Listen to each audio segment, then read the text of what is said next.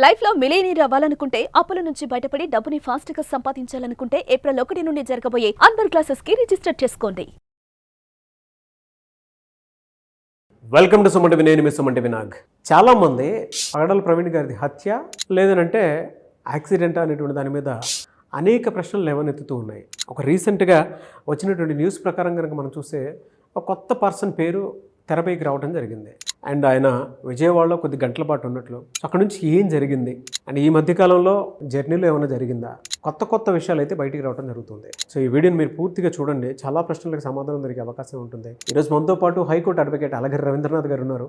అది వారి మాటలోనే తెలుసుకుందాం. Hello sir. హాయ్ అండి నాగరాజ్ గారు.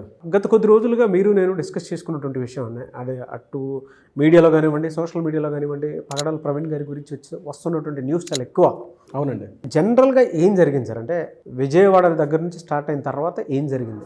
ముఖ్యమంత్రి చంద్రబాబు నాయుడు గారి తలక ఆదేశాల మేరకు నిన్న ఎస్పీ గారు అయినటువంటి నరసింహ కిషోర్ గారు, అదేవిధంగా ఏలూరు రేంజ్ అశోక్ కుమార్ గారు కలిసి ఒక ప్రెస్ మీట్ పెట్టడం జరిగింది. ఆ ప్రెస్ మీట్లో ప్రవీణ్ పగడాల గారు హైదరాబాద్ నుంచి ఆయన చనిపోయినటువంటి సమయం ఏదైతే ఉందో 11:42 ఏదైతే జరిగిందో ఆ టైం లైన్లో ఎక్కడెక్కడ సీసీ ఫుటేజ్ వాళ్ళకి లభించాయో దానికి సంబంధించి ఆయన రిలీజ్ చేయడం జరిగింది. దాంట్లో వాళ్ళు తెలిపినటువంటి వివరాలు, మరికొన్ని కీలక విషయాలు కూడా వెలుగులోకి తీసుకొచ్చారు. అవన్నీ కూడా నేను ఈ వీడియో ద్వారా మీకు అందించే ప్రయత్నం చేస్తాను నాగరాజ్ గారు. ప్రధానంగా 11 గంటల సమయంలో తిరుమలగిరిలో ఉన్నటువంటి అంటే సికింద్రాబాద్లో తిరుమలగిరి ఎస్బిహెచ్ కాలనీ నుంచి తన ఇంటి నుంచి తన భార్యకి చెప్పారు, నేను రాజమండ్రి వెళ్తున్నాను అని చెప్పి బయలుదేరారట. ముఖ్యంగా ఈ విషయం అంటే రీసెంట్గా ప్రవీణ్ పగడాల గారి మీద ఒక థ్రెట్ ఉందని చెప్పేసి ఆయన బయలుదేరే సమయం కానీ ఎక్కడికి వెళ్తున్నాను ఏ విషయం మీద క్లియర్గా ఇన్ఫర్మేషన్ లేకుండా చాలా సందర్భాల్లో ఆయన కొంత గోప్యత పాటించారు అని మాత్రం తెలిసింది. ఇందులో 11 గంటల సమయంలో ఆయన రాజమండ్రి వెళ్తున్నానని చెప్పి తన భార్యకి చెప్పి ఇక్కడ నుంచి రాజమండ్రి వెళ్ళారు. రాజమండ్రిలో ఒక 2 వ్యక్తులను కలవడానికి వెళ్ళారు. ఆ పేర్లు కూడా మీకు చివరిలో చెప్పే ప్రయత్నం చేస్తాను.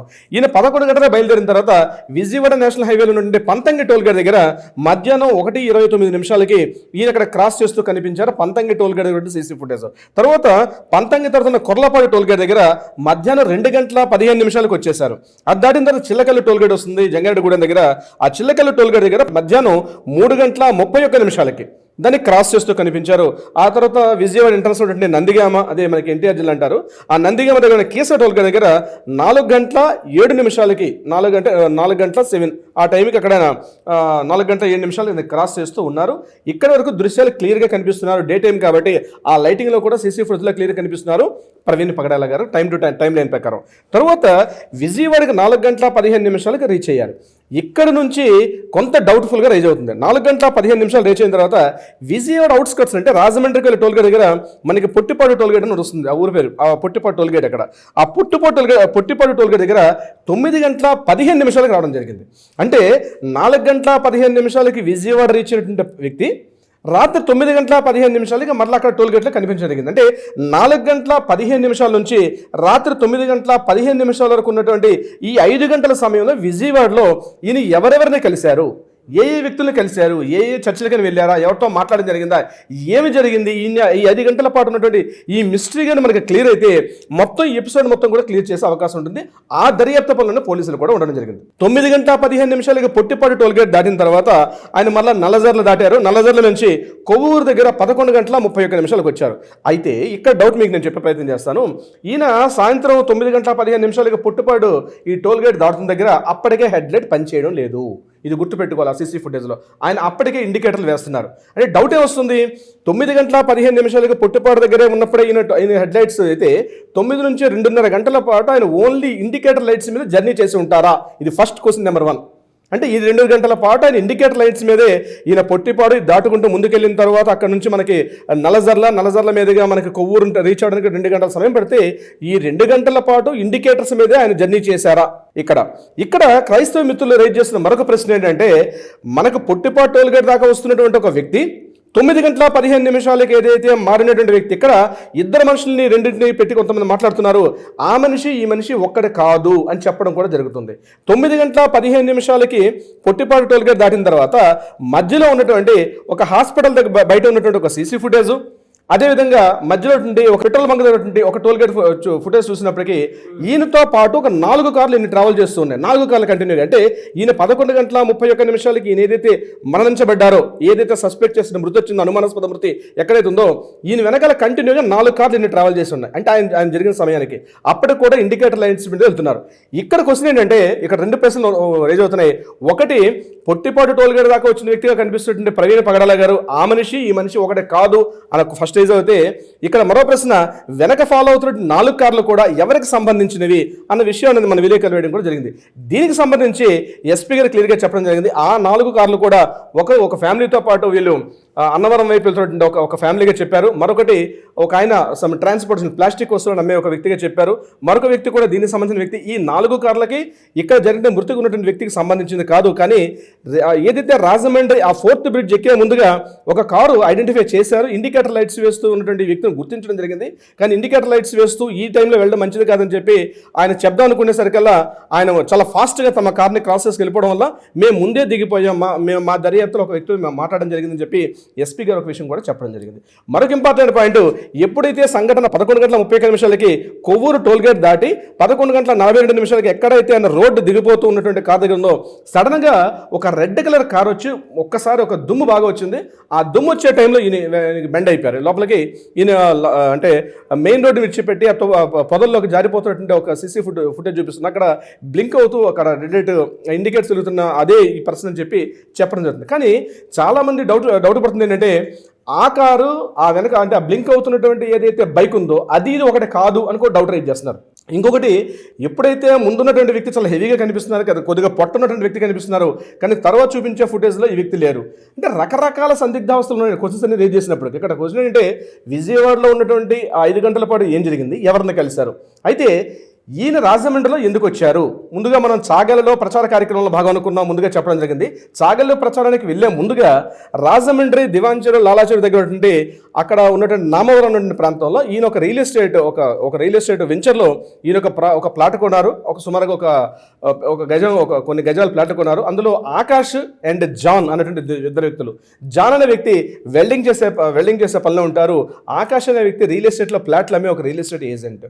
ఎందుకు కొనంటే, ఈ ప్రాపర్టీ తమ అమ్మాయి పేరు మీద ఈ ప్రాపర్టీ కొన్నారని, ఇక్కడ ఒక చర్చ్ నిర్మించే పనిలో ఇద్దరిని కలిసే పనిలో వీళ్ళు ముందుగా నామవరాన్ని కలిసి అక్కడి నుంచి చాగలు వెళ్ళే పనులు ఉన్నారని చెప్పి ఒక రివీల్ చేయడం జరిగింది. ఈ విషయానికి సంబంధించి పోలీసులు కూడా వీళ్ళ మిసెస్ని మాట్లాడారు, వీళ్ళ మేనత్త గారిని మాట్లాడారు, అదేవిధంగా వీళ్ళ మదర్, వైఫ్, వీళ్ళ మేనత్త, వీళ్ళ ముగ్గురిని కూడా మాట్లాడడం జరిగింది. వీళ్ళ ముగ్గురితో మాట్లాడి ఈ రామ్మోహన్ అనే వ్యక్తి మనం లాస్ట్ వీడియోలో కూడా మాట్లాడాం. అంటే ముందుగా ఈ సంఘటన జరగడానికి ముందుగా రామ్మోహన్ ఆర్జేవై అనేటువంటి పేరు కనిపించింది. వారి గురించి మాట్లాడినప్పటికీ ఈ రామ్మోహన్ ఆర్జేవై అనే వ్యక్తి ప్రతిసారి ఈయన ప్రవీణ్ పగడాల మన రాజమండ్రి వచ్చేటప్పుడు ఈయనకి వసతి, ఈయనకి అకామిడేషన్స్ అవన్నీ చూసేవారు. కానీ ఇప్పుడు వస్తున్నటువంటి ఈ కార్యక్రమంలో మాత్రం రామ్మోహన్ గారి గురించి మాత్రం ఈ విషయం తెలియదట, అది చెప్పడం జరిగింది. అయితే రామ్మోహన్ గారు పదే కాల్ చేస్తున్నప్పుడు కూడా ఆయన కాల్ మాత్రం నేను లిఫ్ట్ చేయాలి. అక్కడ మిస్డ్ కాల్ కనిపించింది. ఆ మిస్డ్ కాల్ కనిపించగానే లిఫ్ట్ చేశారు. ఈయన తమ్మి పెట్టి ఓపెన్ చేశారు. ఓపెన్ చేసిన తర్వాత మాట్లాడడం జరిగింది. ఈయన ఆ యొక్క మృతదేహాన్ని గుర్తుపెట్టే పని చేశారు రామ్మోహన్ గారు మాత్రమే. ఇది యాక్చువల్గా ఇవన్నీ కూడా లింకులు లేనటువంటి ప్రశ్నలు, అంటే సమాధానం దొరకని ప్రశ్నలుగా ఉన్నాయి ఇవన్నీ కూడా. నాగరాజు గారు, సంఘటన జరిగింది, సీసీటీవీ ఫుటేజ్ని మనం మాట్లాడారు, కానీ మనకి సమాధానం దొరకని ప్రశ్నలు ఏంటంటే, రామ్మోహన్ గారు రావులపాలెంలో ఉన్నటువంటి చర్చికి సంబంధించిన యాక్టివిటీస్ అన్ని చూస్తూ ఉంటారు.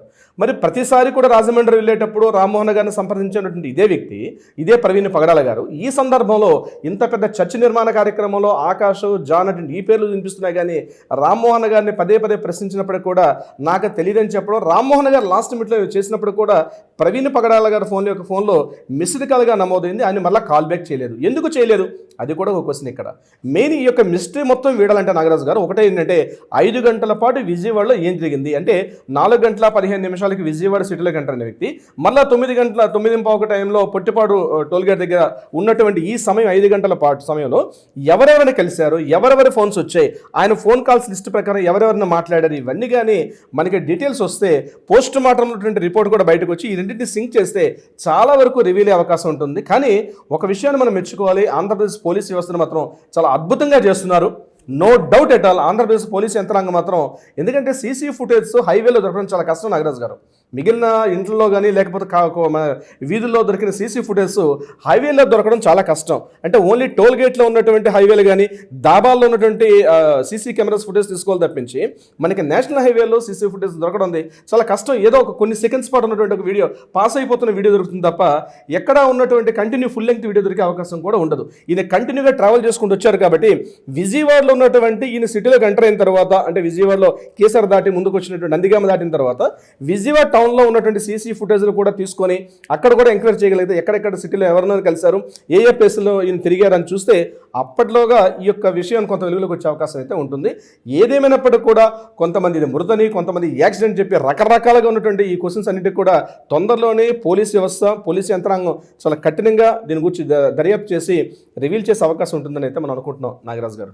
పోస్ట్ మార్టం రిపోర్ట్కి సంబంధించినటువంటి విషయాలు ఇంకా బయటికి రాకపోవడానికి కారణాలు ఏమి ఉంటుందంటారు సార్ అసలు? అంటే పోస్ట్ మార్టం రిపోర్ట్ సంబంధించి కూడా 2 క్వశ్చన్స్ అండి. ఒకటి ఫోరెన్సిక్ ఎఫ్ఎస్ఎల్ వాళ్ళు విజయవాడలో కూడా ఒకటి నమోదవుతుంది, ఒకటి ఫింగర్ ప్రింట్స్ వాళ్ళు కూడా రావాల్సిందే. ఎందుకంటే పోస్ట్ మార్టం రిపోర్టు గంటల్లో రావడానికి కష్టం అండి. కొన్ని కెమికల్ టెస్టులు చేసేటప్పటికి కొంత టైం పడుతుంది.